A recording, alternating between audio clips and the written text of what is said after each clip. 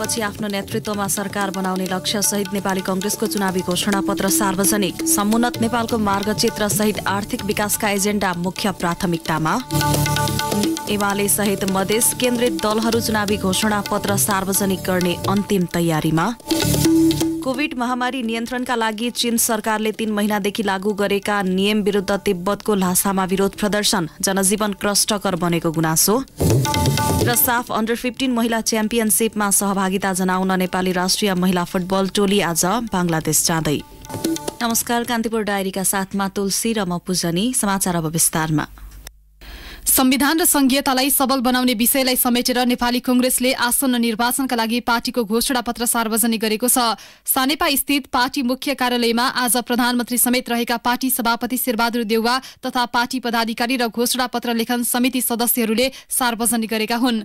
घोषणापत्रमा आगामी 5 वर्षभित्र कांग्रेसले गर्ने 18 लक्ष्य, आर्थिक समुन्नत तथा विकासका लागि कांग्रेसको भूमिका, संविधान र संघीयतालाई सबल बनाउने प्रतिबद्धता सहित घोषणापत्र सार्वजनिक गरिएको हो। कांग्रेसले चुनावपछि सरकार बनाउने लक्ष्य सहित घोषणापत्र ल्याएको छ। घोषणापत्रमा समसामयिक राजनीतिक अवस्थाको विश्लेषण सहित राष्ट्रिय मुद्दामा कांग्रेसको भूमिका, समुन्नत नेपालको मार्गचित्र उल्लेख गर्दै घोषणापत्र सार्वजनिक गरिएको घोषणापत्र उपसमितिका संयोजक डाक्टर स्वर्णिम वाग्लेले बताउनुभयो। यस्तै कांग्रेसले सरकारी सम्पत्तिको दुरूपयोग तथा प्राकृतिक स्रोत साधनको दोहन नगर्ने प्रतिज्ञा पनि घोषणापत्रमा गरेको छ। कांग्रेसले संघीय संसद र प्रदेश सभाले बनाउन बाँकी रहेका कानूनहरू 1 वर्षमा बनाउने, सार्वजनिक पद धारण गरेको व्यक्तिमाथि भ्रष्टाचार, सामाजिक विचलन वा फौजदारी कसुरको आरोप लागेमा तत्काल पदमुक्त गरी छानबिन गर्ने, संक्रमणकालीन न्यायका बाँकी काम अविलम्ब गर्ने प्रतिज्ञा पनि घोषणापत्रमा गरेको छ।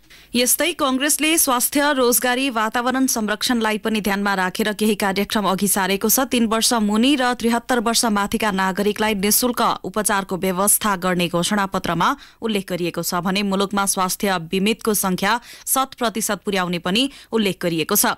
यस्तै 5 वर्षमा 12,50,000 नयाँ रोजगारी सृजना गर्ने दावी घोषणापत्रमा गरिएको छ भने न्यूनतम वार्षिक आर्थिक वृद्धि 7% पुर्याउने वाचा गरिएको छ। यस्तै अर्थतन्त्रमा स्वदेशी उत्पादनमूलक उद्योगको अंश 5.6% बाट 9% पुर्याइने बताइएको छ। यस्तै कांग्रेसले जलवायु परिवर्तन र वातावरण संरक्षणलाई पनि ध्यानमा राख्दै जलवायु परिवर्तन अनुसन्धान केन्द्र स्थापना गर्ने बताएको छ भने सन् 2045 सम्म शून्य कार्बन लक्ष्य अनुरूप हरित अर्थतन्त्र रोडम्याप प्रारम्भ गर्ने बताएको छ।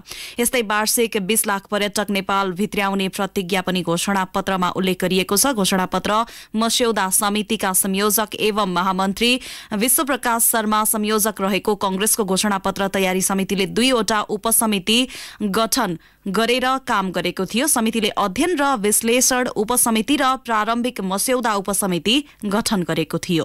यसैबीच अन्य राजनीतिक दलहरू पनि चुनावी घोषणापत्र सार्वजनिक गर्ने तयारीमा जुटेका छन्। एमाले पनि चुनावी घोषणापत्रलाई अन्तिम रूप दिएको जनाएको छ। नीतिगत स्थिरता र संरचनागत सुधारलाई पहिलो प्राथमिकतामा राखेर कार्तिक 18 अगावै घोषणापत्र सार्वजनिक गर्ने तयारी गरिएको एमाले नेता विशाल भट्टराईले जानकारी दिनुभयो। एमाले घोषणापत्रमा यो पटक पनि समृद्ध नेपाल सुखी नेपालीको नारालाई निरन्तरता दिने भएको छ। माओवादी केन्द्रले पनि चुनावी घोषणापत्र सार्वजनिक गर्ने तयारी गरेको छ। लोकतन्त्र र संविधानको रक्षा गर्दै अवस्था परिवर्तनका लागि पार्टीको ठोस रणनीति चुनावी घोषणापत्रमा समावेश गरिएको माओवादीको भनाइ छ। उता लोकतान्त्रिक समाजवादी पार्टी लोसपा र जनता समाजवादी पार्टी जसपा पनि छठ लगत्तै घोषणापत्र सार्वजनिक गर्ने गृह कार्यमा जुटेका छन्। आसन्न प्रतिनिधि सभा तथा प्रदेशसभा निर्वाचनका लागि निर्वाचन आयोगले मतदाता शिक्षालाई ध्यानमा राख्दै डिजिटल माध्यमको प्रयोगलाई थप प्रभावकारी बनाउने जनाएको छ। विगतमा घर दैलो कार्यक्रम मार्फत मतदाता शिक्षा सञ्चालनका क्रममा दलको प्रचार बढ़ी हुने भएको पाइएकाले मतदाता शिक्षा शैलीमा परिवर्तन गरिएको आयोगको भनाइ छ। आयोगले यसपटक पोस्टर, पम्पलेट सहित डिजिटल माध्यमलाई प्राथमिकतामा राखेर सामाजिक सञ्जाल मार्फत मतदाता शिक्षामा जोड़ दिएको आयोगका सहप्रवक्ता सूर्य प्रसाद अर्यालले जानकारी दिनुभयो। घर दैलो मतदाता शिक्षा गर्दा दलीय मतदाता शिक्षा बढ़ी भएकाले कम खर्चमा र प्रभावकारी कार्यक्रम अघि सारेको उहाँको भनाइ छ।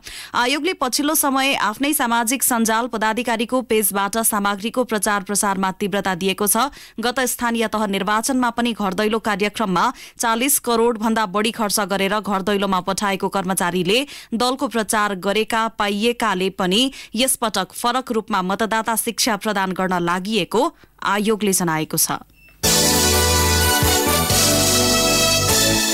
महोत्तरीको भङ्गाहा नगरपालिका 8 पर्रिया टोलमा जिल्ला प्रशासनले लगाएको कर्फ्यू हटाइएको छ। स्थानीय चौतारोमा झण्डा राख्ने विषयमा दुई पक्षबीच झडप भएपछि स्थानीय प्रशासनले अस्ति बिहिबार अपराह्न 4 बजेदेखि कर्फ्यू लगाएको थियो। अहिले स्थिति सामान्य भएको भन्दै प्रशासनले गए राति 10 बजेदेखि लागू हुने गरी कर्फ्यू हटाएको हो। भङ्गाहा 8 को पर्रिया टोलमा दुई पक्षबीच भएको झडपमा 15 जना भन्दा बढी घाइते भएका थिए। स्थानीय प्रशासनले शान्ति सुव्यवस्था कायम राख्न र अवांछित गतिविधि नगर्न समेत आग्रह गरेको छ। यसैबीच घटनाको छानबिन गर्न गृह मन्त्रालयले सहसचिव शिवराम पोखरेलको संयोजकत्वमा 5 सदस्यीय छानबिन समिति गठन गरेको छ।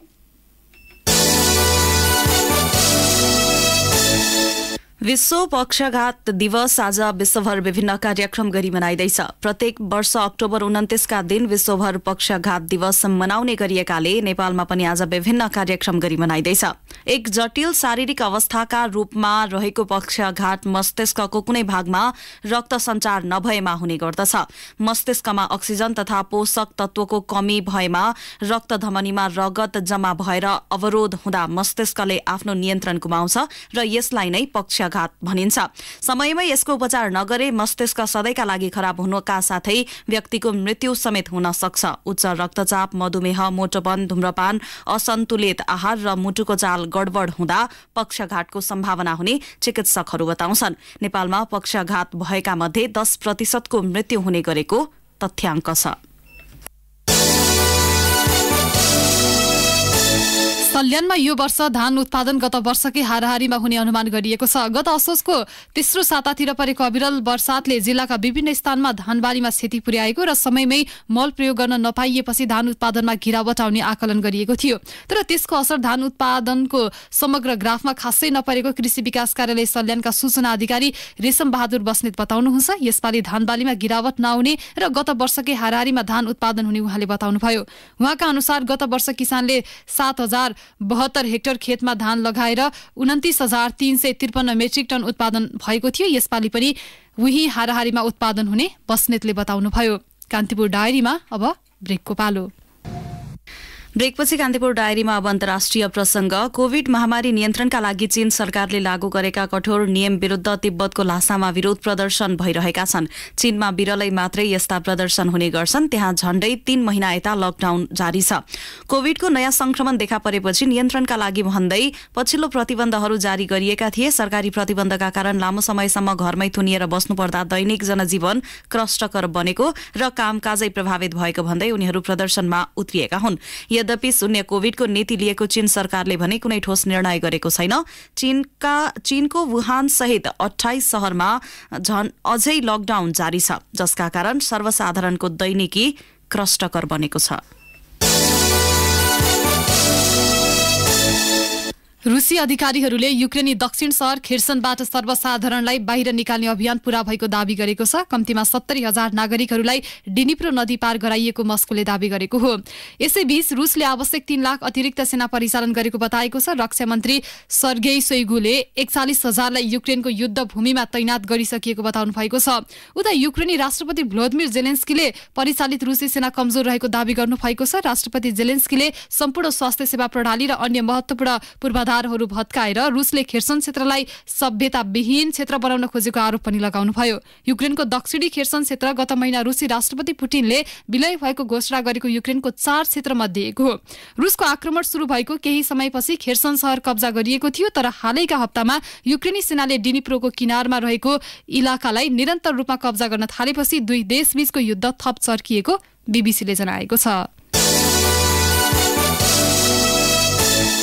अब खेल प्रसंग। साफ अन्डर 15 महिला च्याम्पियनशिपमा सहभागिता जनाउन नेपाली राष्ट्रिय महिला फुटबल टोली आज बांग्लादेश प्रस्थान गर्दैछ। कार्तिक 15 गतेबाट शुरू हुने प्रतियोगितामा नेपाली टोली दिपा रोकायाको कप्तानीमा मैदान उत्रनेछ। नेपालले पहिलो खेल कार्तिक 17 मा भुटान विरुद्ध खेल्नेछ। यस्तै दोस्रो खेल कार्तिक 19 मा बांग्लादेशसँग खेल्दा कार्तिक 23 मा पुनः भुटानसँग प्रतिस्पर्धा गर्नेछ। नेपालले अन्तिम खेल कार्तिक 25 मा फेरि बांग्लादेशसँग खेल्ने तालिका छ। च्याम्पियनशिपमा नेपालसँगै आयोजक बांग्लादेश र भुटान गरी 3 राष्ट्रले भाग लिएका छन्। डबल राउन्ड रोबिन लीगका आधारमा हुने प्रतियोगिताको शीर्ष टोलीले उपाधि जित्नेछ।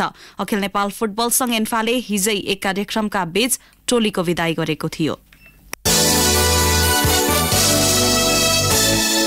इङ्ग्लिस प्रिमियर लिग फुटबलमा आज 7 खेलहरू हुँदैछन्। लेस्टरको मैदानमा साँझ 5:15 बजे हुने खेलमा म्यानचेस्टर सिटीले लेस्टर सिटीको सामना गर्नेछ। यस्तै चेल्सी र ब्राइटन बीचको खेल साँझ 7:45 बजे सुरु हुनेछ। अन्य खेलमा टटनहम हटस्परले बोर्नमाउथको सामना गर्दा वुल्सले ब्रेटनफोर्ड, क्रिस्टल प्यालेसले साउथह्याम्पटन तथा न्यूक्यासलले एस्टन भिल्लाको सामना गर्नेछ। फुलहम र एभर्टन बीचको खेल राति 10:15 बजे सुरु हुनेछ।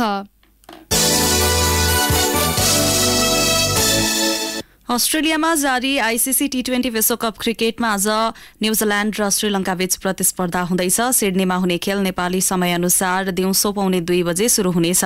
न्यूजील्याण्ड श्रीलंकालाई हराउँदै शीर्ष स्थानमा रहने योजनामा हुनेछ। न्यूजील्याण्ड 2 खेलबाट 3 अङ्कका साथ रन रेटका आधारमा समूह 1 को शीर्ष स्थानमा छ। श्रीलंका 2 खेलबाट 2 अङ्कका साथ 5औं स्थानमा छ। अवस्था यिनै प्रसङ्गसँगै मध्याह्न 12 बजेको कान्तिपुर डायरी सकियो। तुलसी र पूजनी बिदा हुन्छौं। नमस्कार।